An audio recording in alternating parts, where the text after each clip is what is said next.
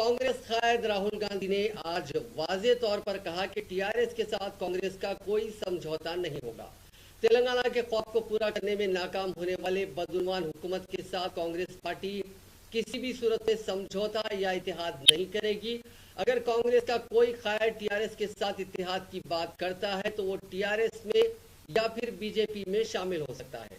Party में इस तरह की बात करने वालों को बरतरफ कर दिया जाएगा।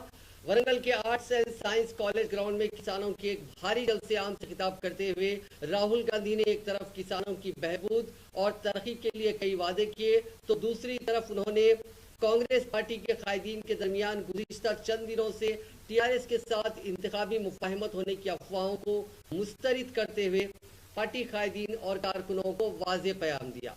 उन्होंने कहा कि टीआरएस के साथ इतिहास के मुतालिक सवाल आज के बाद किसी भी कांग्रेस कायद ने उठाया उसको हम कांग्रेस से बाहर कर देंगे, चाहे वो कोई भी हो, कितना भी बड़ा क्यों ना हो, इसको पार्टी से निकाल दिया जाएगा।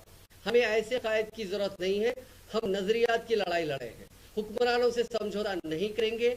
हम टीआरएस को इंतखाबात में हराएंगे और कांग्रेस और टीआरएस का रास्त मुकाबला होगा। जिस शख्स ने तेलंगाना के ख्वाब को चुकनाचूर किया और रियासत के करोड़ों रुपए हजम कर लिए उसको कांग्रेस नहीं छोड़ेगी। राहुल गांधी ने कहा कि इंतखाबात के वक्त जब टिकट की तकसीम होगी उस वक्त जिस कायद ने अवाम की लड़ाई लड़ी उसको मेरिट की बुनियाद पर टिकट दिया जाएगा, चाहे कोई भी लीडर कितना भी बड़ा क्यों ना हो। अगर वो किसानों और गरीबों के साथ नहीं खड़ा था तो उसको कांग्रेस का टिकट नहीं दिया जाएगा। सोनिया गांधी ने जब तेलंगाना की तश्कील अमल में लाई तो उसके पीछे एक ख्वाब था। तेलंगाना की आवाज को सुनकर सोनिया गांधी ने तेलंगाना को रियासत का दर्जा दिया। वो चाहती थी कि तेलंगाना का ख्वाब पूरा हो। वो ख्वाब अवाम का, सोनिया गांधी का है।